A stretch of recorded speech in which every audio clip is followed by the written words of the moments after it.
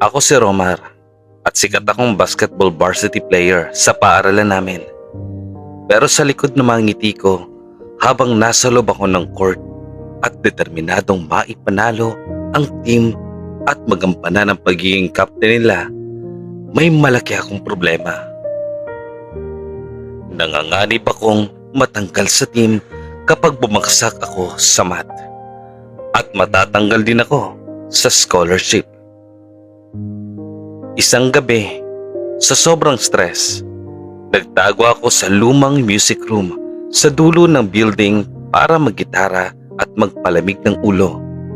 Medyo maalikabok at madilim doon, na tamang-tama na palipasan ng oras at taguan sa tuwing nawawala na ako ng pag-asa sa buhay. Sigurado akong walang magtatangkang pumunta sa parte na to dahil masyadong maaarte ang mga estudyante sa paaralang to.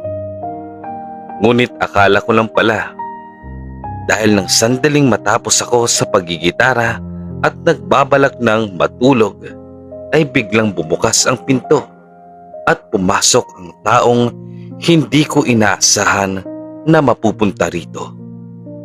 Ito ang top 1 ng buong campus sa tuwing gaganapin ng Quiz B, debate at iba pa. Nakita ko kung paano siya dahan-dahang humakbang palapit sa kabilang sulok at naupo. Siya si Jade, ang pinakamatalino sa buong section namin. Si Jade na palaging mag-isa at suki na ng mga bookstore. Si Jade na palaging nasa library. At si Jade na kahit nakasalamin ay mahirap tawaging nerd dahil magaling siyang magdala nito at magaling siyang pumorma. At si Jade na mailap sa lahat, cold person type ito. Ngunit hindi ko maintindihan kung anong ginagawa niya rito. Sa pagkakaalam ko, conservative si Jade. Hindi mahilig sa maduduming lugar. Pero nang sandaling marinig ko ang mahina niyang pagkikbi, tila dun ko naintindihan ang lahat. Ginawa ang music room para sa tulad namin ni Jade. Sobrang lakas sa labas, ngunit kailangan ng madilim na sulok para ilabas ang kahinaan namin. Hindi ko man maunawaan kung ano ang dahilan niya kung bakit siya umiiyak. Ngunit sinubukan ko pa rin na damayin siya sa pamamagitan ng pagtuktog ng Live While We're Young ng One Direction na minsan ko nang marinig na tinugtog niya noon. Nakita ko ang dahan-dahan niyang paglingon sa akin, kaya nginitaan ko ito. Agad niya rin na pinunasan ang butil ng luha niya. "Kanina ka pa ba dyan?" tanong niya sa akin. Inilapag ko ang gitara sa tabi ko at lumapit sa gawi niya. "Oo," sagot ko sa kanya. "Nakakahiya, narinig mo pa kung paano ako umiyak." "Normal lang yun, Jade. Lahat ng tao ay may karapatan na umiyak kapag gusto nila. Kapag hindi na kaya ng dibdib nila na kimkimin lahat ng sakit na nararamdaman nila. Kaya huwag mong ikaya yan." Madalas ka ba rito, Romar?" "Hindi. Ngayon ko lang natuklasan ng ganitong klaseng room sa campus." Ikaw, dito ba ang takbuhan mo sa tuwing gusto mong ilabas lahat ng emotions na naiipon dyan sa dibdib mo?" tanong ko sa kanya. Tumango naman siya. "Dito ako madalas tumatambay. Dito kasi malaya ako nakakapag-isip at nakakaiyak kapag gusto ko. Sa halos araw-araw kong pagpunta rito, tinawag ko na tong safe place." Paliwanag pa ni Jade sa akin. Nakaramdam ako ng paghanga sa kanya. Ang pagkakakilala ko kasi talaga sa kanya ay sobrang arte niya. At ang akala ko dahil isa siyang SSG president ay palagi siyang nasa office niya kapag wala siya sa classroom namin. Maganda nga rito. Ngayon ko lang talaga nakita to. Saktong-sakto nga dahil kailangan ko rin maglabas ng sama ng loob.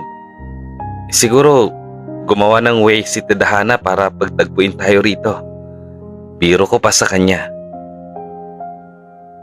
Ang cringe nun ha. Pero umiyak ka rin ba dito? May pinagdaraanan ka rin ba kagaya ko? Hindi kasi halata na may problema ka, Romar. Masyado kang jolly at energetic. Ganon kasi dapat kapag atleta. Hindi ka pwedeng papetiks-petiks. Dapat palagi kang may energy, especially sa basketball. Dahil uubusin ang lakas mo ng araw-araw practice. Sagot ko kay Jade. May problema ka ba sa team mo, Romar?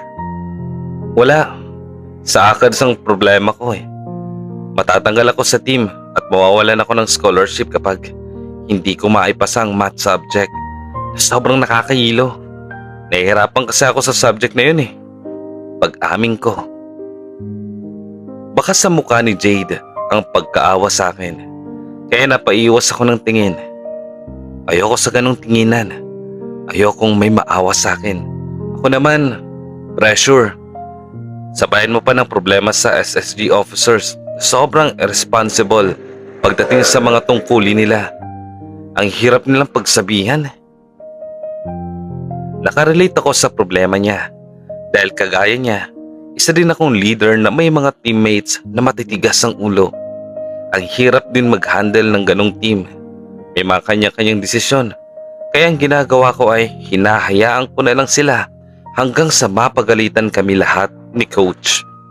Kung kailangan mo nang makakausap Jade, nandito lang ako.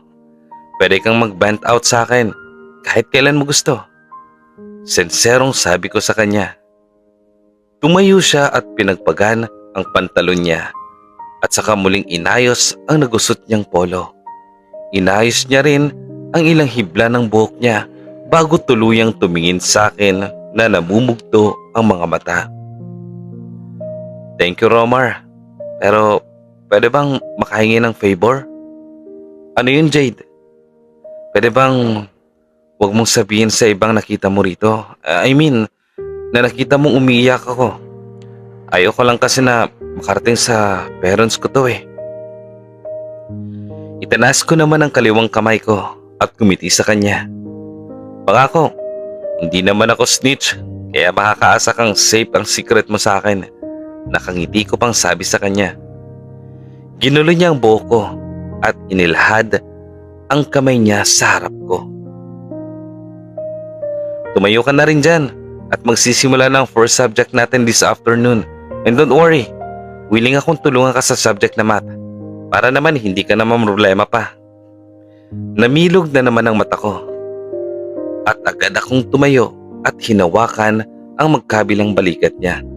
Talaga? Willing ka bang mag-tutor kahit for free? Oo. Basta ba ipapasa mo yung subject na yan, okay? Promise.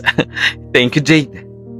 Ngumiti ako ng pagkalaki-laki sa kanya at nailing na lang siya sa akin. Magkita na lang tayo rito kapag lunchtime. Gagawin natin tong secret hideout natin para maturuan kita. Tumango ako sa kanya nang akmang-hakbang na siya nang biglang mahulog ang isang notebook na kulay itim. Pero ang weird lang dahil kakaiba ang selyo nito. But I didn't have the chance to hold it because Jade immediately took it. And he was too afraid that I would get it. Ano yun? Listahan ng mga taong kukulamin niya? Charot. Simula nung gabing yon, naging tagpuan na namin ang lumang music room tuwing gabi pagkatapos ng klase. At tinotoo nga ni Jade ang sinabi niya na magiging tutor ko siya. Pero ang hirap niya palaging i-please as ma-tutor. Ang stricto kasi. Mali ka na naman, Romar. Ilang beses ko bang sasabihin sa'yo na i-isolate mo muna yung variable? Sita niya sa akin, sabay pitik ng mahina sa noo ko. Gamit ang dulo ng ballpen niya. Aray naman, ang hirap kaya. Reklamo ko sa kanya. Pero ang totoo, natutuwa ko kapag ganun dahil natititigan ko ng malaya ang mukha niya kapag ganun siya kalapit sa akin. O ito, uminom ka muna ng gatas. Nagdala rin ako ng paborito mong strawberry chiffon cake. Alam kong puyat ka na naman. Napatingin siya sa pagkain at sa unang pagkakataon, ngumiti siya ng bahagya. Yung ngiting hindi niya pinapakita sa labas ng kwartong to. Salamat, Romar. Ang hiling mo talagang manuhol kapag malimo ang usapan. Biro pa niya na tinawanan ko lang. Para naman hindi ka lagi nakasubsob sa libro. Ang sarap mo kayong kasama kapag hindi ka mukhang terror professor. Namula mga pisngi ni Jade sa simpleng biro ko at umiwas pa siya ng tingin na lihim kong ikinangiti. Alam mo, magseryoso ka naman kahit minsan, Romar. Bakit ba ang bilis mong mawala sa focus? Daig mo pa yung may ADHD. Masamang biro yan ha. At saka ang hirap kaya magkaroon ng focus kapag malapit ka sa akin. Tapos ang sungit-sungit pa. Parang anytime kakainin mo ako ng buhay. Konting maling sagot ko lang. Reklamo ko pa sa kanya. Napataas ng kilay si Jade at pinitik ulit ang no ko na ikinasinghap ko. Alam mo, kung gusto mo makapasa sa mata, ayusin mo yung bunganga mo, okay? Mag-focus ka or else tatapong kita dyan sa labas. Yes sir, panunukso ko pa sa kanya. Sa bawat araw na magkasama kami ni Jade, ramdam ko sa sarili ko na malaki ang nagbago sa akin at aaminin kong unti-unti na akong nahuhulog sa kanya na hindi naman dapat. Dahil bukod sa katotohanang pareho kaming lalaki, ay alam kong hindi ako magugustuhan ni Jade. Ang tingin lang siguro niya sa akin ay isang atleta na mahina sa math. Palihim lang akong sumusulyap sa kanya sa tuwing nasa loob kami ng klase. Takot akong kapag nahuli niya ang mga tingin ko, ay malaman niya ang kahulugan nun na ayaw kong mangyari. Ayaw kong masira ang relasyon namin bilang magkaibigan. Isang gabi, inaya ako ni Jade na mag-review sa music room ng campus. At dahil atleta ako, madali lang sa akin na pumunta sa campus anytime kapag gusto kong mag-practice. Kaya ginamit namin na palusot yon. At dahil SSG President din si Jade, malaking advantage na makalabas-pasok kami sa library. Kaya dun na lamang namin napiling mag-review. Mabuti na lang talaga at SSG President ka. Kung hindi, baka wala na tayong materials ngayon para sa biglang pag-aya mong mag-review. Kamot ulo kong sabi. Gusto ko lang ng fresh air, kaya lumabas ako sa amin. Pagpapatuloy mo yung pagsagot mo sa mga ginawa kong questionnaire. May kukunin lang ako sa office ko ha. Sad pa sa akin ni Jade. Nang makaalis siya, nakita ko ulit ang itim na notebook. At pansin ko rin na palagi niya itong dala. Para siyang isang Grim Reaper. Tapos yung itim na notebook ay ang listahan ng mga susunduin niyang kaluluwa. Ang creepy. Pero dahil inatake na naman ako ng kuryosidad ko, ay hindi ko napigilan na tingnan to. Napahawak pa ako sa dibdib ko nang sandaling mabasa ko ang nakasulat sa second to the last page ng notebook ni Jade. Dear Diary, tonight, I've cried so much because of what I've heard from my mom. She was diagnosed with cancer lately at kailangan niya mag-start for chemotherapy. But we don't have enough money dahil sabi ni Daddy, biglang bumaba ang sales ng kumpanya namin na siyang dahilan ng pagbagsak nito. Pero ang pinaka-worst, gusto ni Daddy na ipakasal ako kay Camille, ang anak ng may-ari ng paaralan kung saan ako nag-aaral ngayon para maisalba ang kumpanya namin at mabayaran lahat ng utang namin. Pero hindi ko gustong matali sa taong hindi ko naman mahal. Kaya kailangan ko mag-aral pa ng sobra para hindi matanggal ang scholarship ko. Bigla namang nanikip ang dibdib ko sa nabasa ko. Hindi ko inaasahan na nangyayari pala talaga sa totoong buhay ang ganong sitwasyon sa mayayaman. Na kapag tagilid na ang kumpanyang meron kayo, isa sa anak nila ang magsasakripisyo ng freedom and love to save their entire life. Unfair yan para sa akin. Ang hirap ma-arrange marriage sa taong hindi mo naman mahal, pero kailangan mong pakasalan dahil sa business. Bigla akong nakaramdam ng awa para kay Jade. Sa murang edad, kailangan niyang maka-experience ng ganyang kalalang problema. Gusto kong yakapin siya, pero baka ano ang isipin niya at malaman niya na may nabasa ako. Kaya nang makabalik siya ay nagpanggap na lang akong sumasagot ng iniwan niyang questionnaire kahit naglalayag ang isip ko sa paraan kung paano ko siya matutulungan. Mas lalo yata akong humanga sa kanya at mas lalong lumalim ang nararamdaman ko para kay Jade. Dahil sobrang tapang niya para dalhin lang lahat ng problema niya at hindi ipakita sa iba. Nagagawa niya pa rin kasing ngumiti sa harap ko sa tuwing nagjo-joke ako ng kung ano-ano. I wish I could take away your pain right now, Jade. Bulong ko nang minsang makita ko ulit si Jade na umiiyak sa music room. Hindi ako kaagad pumasok dahil gusto kong hayaan siyang mailabas lahat ng luha niya.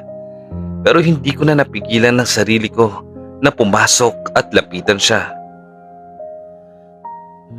Romar, yun lang ang tanging nasambit ni Jade at nagpatuloy sa pag-iyak. Hindi na ako nagtanong pa. Basta ko na lang siyang niyakap para iparamdam sa kanya na hindi siya nag-iisa. Na nandito ako na handang damayan siya sa kahit anong klaseng problema ang dumating sa kanya. You don't have to say anything.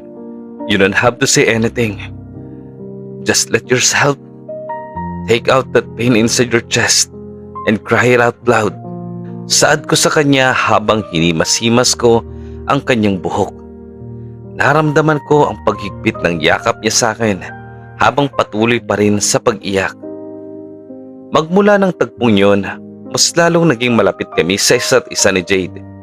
Hindi simpleng magkaklase lang ang tingin namin. Ramdam ko rin na komportable na siya sa akin. May mga pagkakataon pa na habang nag-uusap kami ay napapadalas ang paghawak niya sa kamay ko at nilalaro ito. Pero hinayaan ko lang. Nakasanayan ko na kasi yun. Physical touch yata ang love language niya. Sa mga simpleng hawak sa kamay habang nag-aaral at sa mga tinginan namin sa koridor, nararamdaman kong mahal na rin niya ako. Pero hirap pa rin kami magkaaminan. Gusto kong pangunahan na siya pero takot akong baka mali lang ang pagkakaintindi ko sa mga inaakto niya. Romar, gusto mo bang sumama sa amin mag-review? Malapit na ang final exam kaya kailangan mo na rin mag-review. Tanong sa akin ni Jade. Isang umaga kasama niya si Kael, ang vice president ng classroom namin, at si Camille, ang muse ng SSG, at sina Kael at Jade naman ang campus prince. Ang prince of charismatic si Kael at ang ice prince si Jade. Samantalang ang tawag naman sa akin ay king of court. Ewan ko ba sa mga tao dito sa campus? Ang OOA. Ayos lang ba sa inyo? Hindi ba hassle na may kasama kayong hindi nyo kauri? Natatawa kong tanong.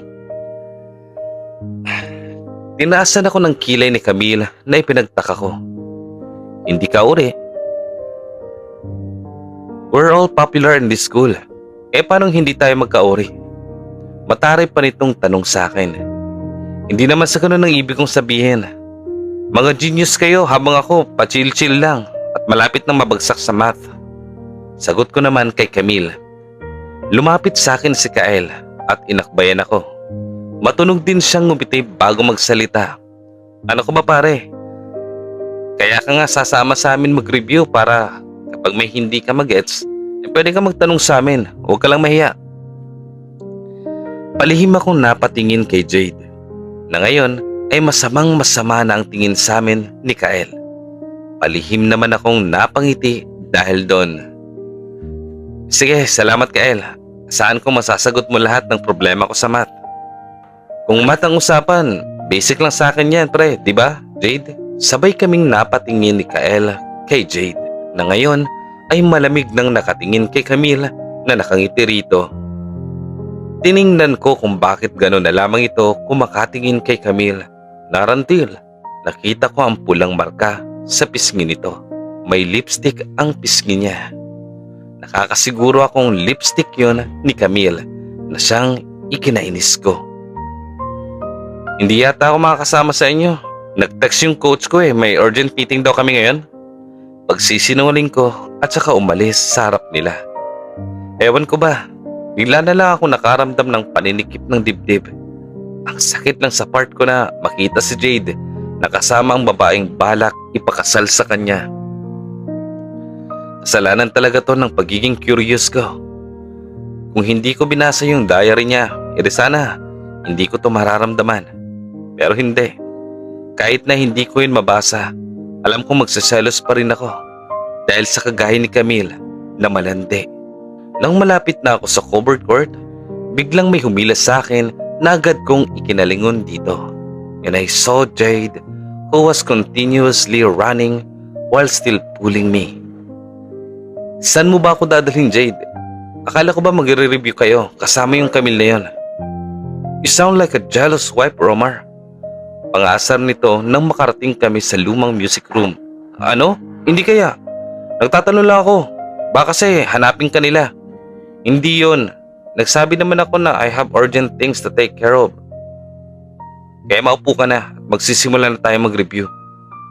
Bakit? Kasi ikaw ang gusto kong kasama mag-review, Romar. Gets mo ba? Bigla yata akong natameme dahil sa sinabi niya. Minsan nga lang siya bumanat, ganito pa. Bakit naman nakakakilig? Leche. Nagugulahan na ako kung ano ba talaga tayo, Jade. Pag-amin ko sa kanya, parang wala lang naman kay Jade yung sinabi ko dahil sinagot niya ako ng ganito. Di tao. Habang hindi pa rin maalis ang tingin ko sa reviewer niya. Visit, ang manhid talaga ng isang to. Seryoso ako, Jade. I'm so confused by your action. I wish I could read your mind right now to be able to answer all my questions and doubts. Doubts saan, Romar? Are you doubting what your instinct said? What do you mean, Jade? If your instinct said I like you, then believe it. Because it's true. Natahimik na naman ako dahil sa sinabi niya. Malakas rin ang kabog ng puso ko habang nakatitig ako sa kanya. Pero bakit nagpahalik ka kay Camille? Hindi ako nagpahalik. Hinalikan niya ako, Romar. And the heck, I don't know what happened to her either. Baka baliw talaga siya kaya ganun. Don't mind her and let's focus on our review. We should pass the exam. Mahal kita, Jade. Gusto kong sampalin ang sarili ko dahil sa lintik na dila na to. Hindi man lang makontrol kapag overwhelming ako. Tignan mo tuloy si Jade. Mukhang tangang nakatitig sa akin habang may hawak na ballpen na para bang sasaksakin niya ako dahil sa sinabi ko. Pero hindi ko inaasahan na ilalapat niya ang mukha niya sa mukha ko at ginawaran niya ako ng halik. Ramdam ko na ang init ng pisngi ko. Pero ayaw kong tumigil. Ayaw kong matapos ang paghalik niya sa akin. Kaya agad kong tinugunan ang banayad niyang halik. At hindi ko alam kung anong pumasok sa isip ko nang bigla kong kinabig palapit sa katawan ko at nagsimulang maglakbay ang mga kamay ko sa loob ng uniform niya. Naramdaman ko ang pag-igtad niya na ikinainit ng katawan ko. At ang dapat sana ay review lang ay naging isang pagsasalo ng pagmamahalan. Magmula nang may mangyari sa amin ni Jade, madalas na kaming mag-date. Walang ligawan na nangyari, pero naging boyfriend ko na siya. Alam din ng mga kaibigan niyang tungkol sa relasyon namin. Hindi naman sila tutol. Ang totoo pa nga, ay tuwang-tuwa sila nang sa wakas ay umamin na si Jade sa akin. Kung hindi pa yata kita inakbayan ng hapon na yon, hindi pa inaamin si Jade. Napakatorpe. Saad ni Kael. Kasalukuyang kaming nasa isang resto ngayong kasama si Camille at si Kael. Double date daw. Kasi matagal na palang mag-couple sina Kael at Camille. Grabe, pinagsilosan ko pa naman tong si Camille. Nakakahiya. FYI, kung hindi ko rin hinalikan si Jade, hindi rin natin mahalata si Romar na may gusto na rin pala kay Jade. Mabuti na lang talaga at sobrang talino ko para maisip yon. Ayaw patalo na sabi ni Camille. Tahimik lang namin na pinagmamasdan si Camille at Kael na patuloy lang sa pagtatalo. Don't mind them. Ganyan talaga sila palagi. Bukas nga pala, start na ulit tayo sa pag-review okay? Pasado ka sa first sem, but don't forget, there's a second sem pa. Sabi sa akin ni Jade. Seriously? In front of my beefsteak, Jade? Bakit ba puro ka na lang pag-aaral? Mag-enjoy muna tayo please. Sabi ko pa pero inirapan niya lang ako. Kaya naman after 3 days, nagpatuloy nga kami sa pag-aaral. Grabing Jade to. Hindi na papitik-pitik lang ng noo ang ginagawa. May papingot-pingot na din ang tenga. Jade, tama na siguro mo na to. Pagpahingin mo naman ako. Wala ka bang awa sa akin? Boyfriend mo naman ako, di ba? Hindi estudyante. Reklamo ko sa kanya pero tinawanan lang niya ako. Leche. Last na yan and then uwi na tayo. At ang last na sinasabi niya ay ang 100 items na kailangan kong sagutan. At ang mas worst ay math subject pa. Kung patayin niya na lang kaya ako. Pero dahil mabait akong boyfriend, sinagutan ko na lang lahat ng equation.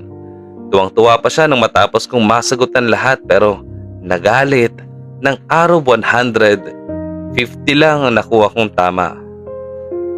Kailangan pa nating masaba ng oras ng pag-aaral. Gagawa ko ng materials at reviewer na pwede mong pag-aralan sa bahay niyo, okay? Alanganin akong ngumiti rito at tumango.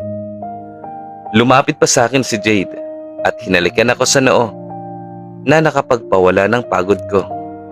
Samantala, mabilis lamang lumipas sa mga araw hanggang sa namalayan naming dalawa ni Jade na 6 months na pala kami as couple. So sobrang busy natin sa pag-aaral, hindi na natin namalayan na gano'n na tayo katagal, Jade. Wika ko habang nagpapahinga kami ngayon dito sa loob ng music room. Yeah, and I'm so glad that you're still my boyfriend. Akala ko hindi ka tatagal sa pagiging stricto ko as your tutor. Natawa naman ako at inakbayan siya. Ayos lang sa akin yun. At least, marami akong natutunan dahil sa'yo. Thank you, Jade. Sabi ko pa sa kanya at hinalikan ang labi nito. Naging maganda naman ang relasyon namin ni Jade kahit puro pag-aaral lang talagang nasa utak niya. Naintindihan ko naman kung bakit kaya hindi na ako nagreklamo pa. The important thing is that we'll love each other. Samantala, ang akala kong masayang relasyon namin ni Jade ay hindi na matatapos pa. Pero nagkakamali ako. Dahil lang isang hapon, nagbago ang lahat. Nang asaring kasi ako ng mga tropa ko at teammates ko, bigla na lang may kung anong nasabi si Hans, ang hambog kong ka-teammate. Hoy Romar! Nakangising tawag sa akin ni Hans habang nagpapalit kami ng damit sa locker. Inakbayan niya ako sabay siko sa tagiliran ko. Sineryoso mo naman yata si Mr. Perfect. Akala ko ba pinagtitripan mo lang yan si Jade para makuha mo yung mga sagot sa exam at makapasa ka sa math? Sabi pa nito. Nagtawanan ng buong team ngunit ako nagpantig ang tenga ko dahil sa sinabi niya. Kaya hindi ko napigilan na sarili ko na kwelyuhan siya. What did you say, Hans? Kailan ko sinabi yon? Tanong ko pa rito. Bakit? Hindi ba? Halata naman na hindi mo naman talaga gustong pumatol sa bakla. Kaso nga lang talaga gipit ka. Kaya no choice ka, di ba guys? Saad pa niya. Agad ko siyang tinulak sa locker at wala na akong pakialam kung mapadaing pa siya dyan. Wala na din akong ibang naririnig kundi ang lakas ng tibok ng puso ko dahil sa galit. O Romar, tama na. Nagbibiro lang naman si Hans. Saway naman ng isa ko pang teammates. Pero mas lalo kong hinigpitan ang pagkakahawak sa kwelyo ni Hans at gumisi. Sinabi ko bang idamay niyo si Jade sa biro niyo, ha? Eh kung isa-isa ko kayong pagsusuntukin ngayon, tapos sasabihin kong binibiro ko lang din kayo, matutuwa ba kayo? Tanong ko. Umalingaw-ngaw ang boses ko sa buong kasulukan ng locker room. Napatahimik naman silang lahat para kay Hans, nahihirit pa. Bakit? Totoo naman, di ba? Ginagamit mo lang yung nerd na yun. Ngunit bago pa man niya matapos ang huli niyang sinabi, ay agad ko na siyang sinuntok. Huwag niyong gagawing katatawanan ng relasyon namin ni Jade. Pinili ko siya, hindi dahil sa gusto kong makapasa sa lintik na exam na yan. Pinili ko siya dahil mahal ko si Jade. Naintindihan niyo ba? Namutawi ang katahimikan sa buong locker room. Pabalibag ko rin na binitawan si Hans at kinuha ang gamit ko sa locker. Ngunit bago pa man ako tuluyang makasarado ng locker ay may narinig na kaming kalabog sa labas. Dali-dali naming tinignan yon dahil akala namin si coach na ang naroon sa labas. Ngunit wala kaming naabutan na tao. Ngunit maraming nakakalat na papel. Nang damputin ko ang isang pamilyar na stationery, bigla na lamang akong natakot sa kinatatayuan ko at kinabahan. Reviewer yon na personal na ginawa ni Jade para sa akin. Ibig sabihin ay si Jade ang taong naroon sa labas kanina na ikinakabog ng puso ko at hindi ko alam kung bakit ako biglang kinabahan. Nakita ko si Jade kanina pero umalis kaagad siya nang marinig niya ang sinabi ni Hans. Hindi niya na tinapos lahat ng pagtatalo niyo. Tuluyan na ngang gumuho ang mundo ko sa sinabi ni Coach. Aware siya sa relasyon namin ni Jade at hindi naman siya against dito. Pero ang pinaka-problema ay kung paano ko harapin si Jade gayong hindi niya naman narinig ang mga sinabi ko. At tama nga ang hinala ko.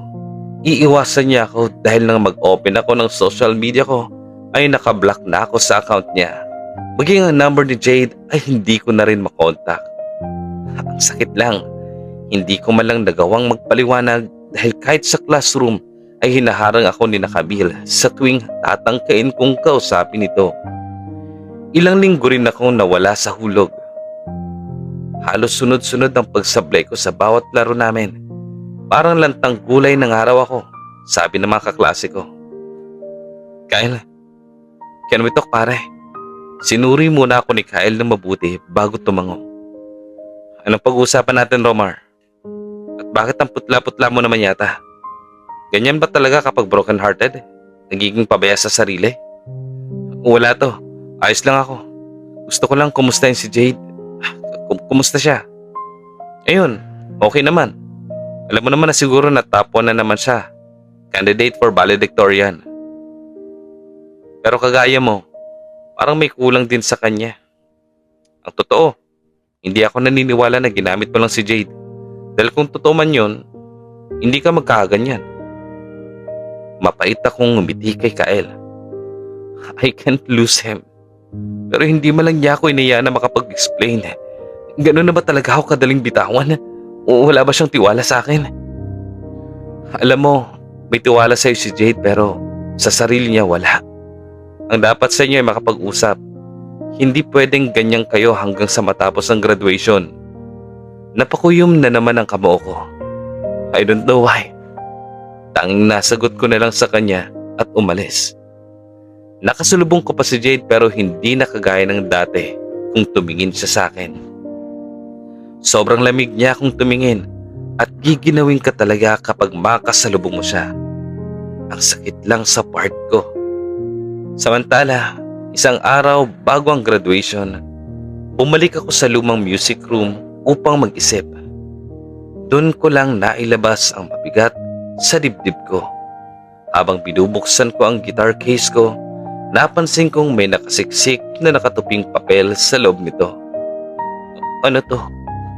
Tanong ko pa sa sarili ko dahil wala akong matandaan na may iniwan akong papel dito. Ngunit nang mabuksan ko ito ay bigla na lang pumatak ang mga luha ko. Isang liham yon. Liham ni Jade para sa akin. To Romar, hindi ko alam kung kailan mo ito mababasa. Pero sana mapaaga o kahit bago man lang mag-graduation. Gusto ko lang malaman mo na hindi ako galit sa'yo. Bagkus, naiiyak ako dahil ang bilis kong pangunahan ng emosyon ko. Kaya kita nagawang saktan. Aware ka naman na siguro sa narinig ko nung pagtatalo nyo ng isang ka-teammates mo. Ba't ang mali sa part ko, hindi ko tinapos lahat dahil nasaktan na ako. I'm sorry. I wrote this dahil hindi ko yata kayang sabihin sa ito lahat ng harap-harapan. Nalaman ko rin mula sa isang kaklase natin na sinadya pala ng mga ka-team mo na ikalat ang chismis na pinagtitripan mo lang ako. Inggit siguro sila sa'yo bilang star player kaya gusto nilang sirain ang focus mo. And galit ako sa sarili ko dahil naniwala kagad ako sa kanila. Pero gusto kong malaman mo na dahil sa'yo, natuto ako maging matapang. Kinausap ko na si Daddy.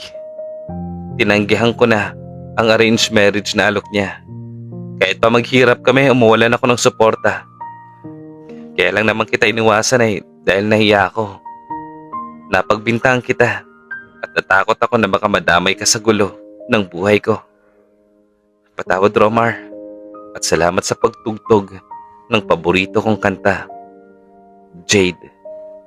Nanginginig akong napaupo sa sahig matapos mabasa ang liham niya para sa akin at nagsisisi ako sa sarili ko dahil hinayaan ko siyang mag-isa sa panahong kailangan na kailangan niya ako. Sana pala, naging makulit ako at mas pinilit ko pang makausap siya. Ang tanga mo, Romar. Bulong ko pa sa sarili ko. Samantala, 3 araw nang nakakalipas matapos kong mabasa ang liham ni Jade. At ngayong araw ay malaya kong muling napagmasdan ang buong mukha ni Jade kahit nasa malayo. Masaya siyang naghahatid ng mga mensahe para sa nagsipagtapos ngayong araw at sobrang saya ko dahil sa wakas, nagbunga lahat ng paghihirap niya. Deserve niya lahat ng meron siya ngayon. Matapos ang graduation, hindi na ako nagdalawang isip na lapitan si Jade. Sa gitna ng napakaraming tao, hinila ko siya sa likod ng entablado. Nagtataka siyang tinignan ako, ngunit hindi ko na siya hinintay pang magsalita at agad ko na siyang niyakap. I'm sorry for everything, Jade. Saad ko sa kanya. Romar, ako dapat ang humingi ng tawad dahil ang bilis kong maniwala. It's okay. We both wrong, but at least we know how to apologize. Gusto kong malaman mo na kahit hindi mo ko kinausap, hindi pa rin nagbabagong nararamdaman ko para sa iyo, Jade. I love you for the rest of my life. Muling bumuhos ang luha ko nang sabihin ko yon. Naramdaman ko rin ang panginginig ng balikat ni Jade, kaya agad ko itong hinarap sa akin. Nakita ko ang mukha niyang punong-puno ng luha, kaya mas lalong nadurog ang puso ko. I'm sorry, Romar. Anya pa at muli akong niyakap. Naintindihan ko, Jade. Alam ko na ang lahat. Bulong ko sa tenga niya habang hinahaplos ang likod niya. Hindi mo kailangang humingi ng tawad. Ako ang dapat na humingi ng tawad dahil hinayaan kitang mapag-isa. Hinarap ko ulit siya sa akin at pinunasan ng mga luha sa pisngi niya. Sa unang pagkakataon, nakita ko ang totoong tapang sa mga mata niya. Mahal na mahal kita, Romar. Natatakot akong mawala ka sa akin. I can't live without you. Napangiti ako sa sinabi niya at agad ko siyang ginawaran ng halik sa labi. Then let's live happily ever after, Jade. Let's start again. Nakangiti kong sabi sa kanya. I am happy to hear that, Romar. Let's start again.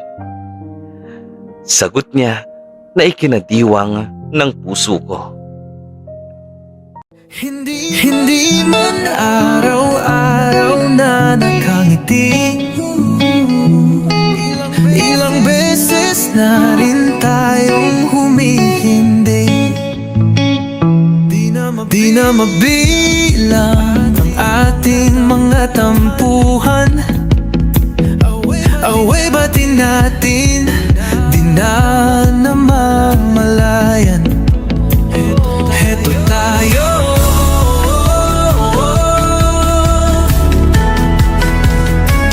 Ngunit sa huli palagi, babalik pa rin sa yakap mo. Hanggang sa huli palagi, pipiliin ko maging sa'yo. Ulit-ulitin man, nais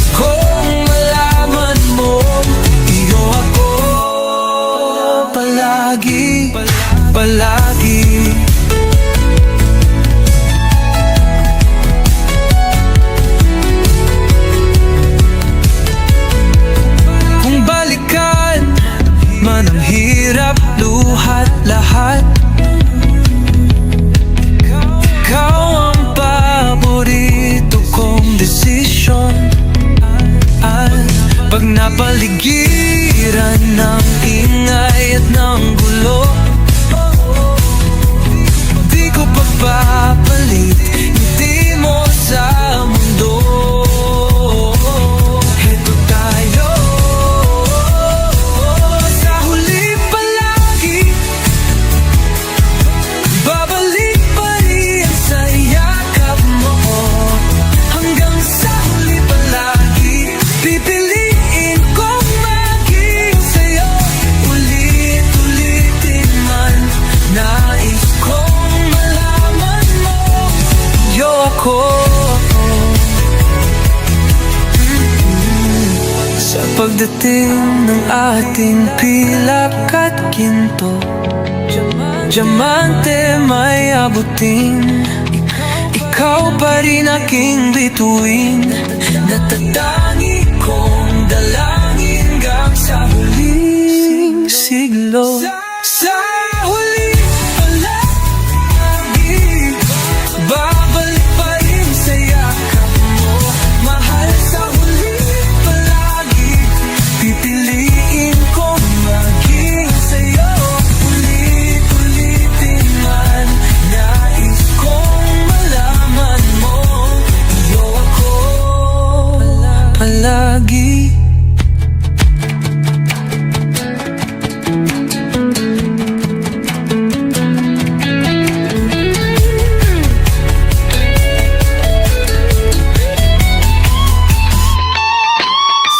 Sa huli palagi, babalik pa rin sa yakap mo.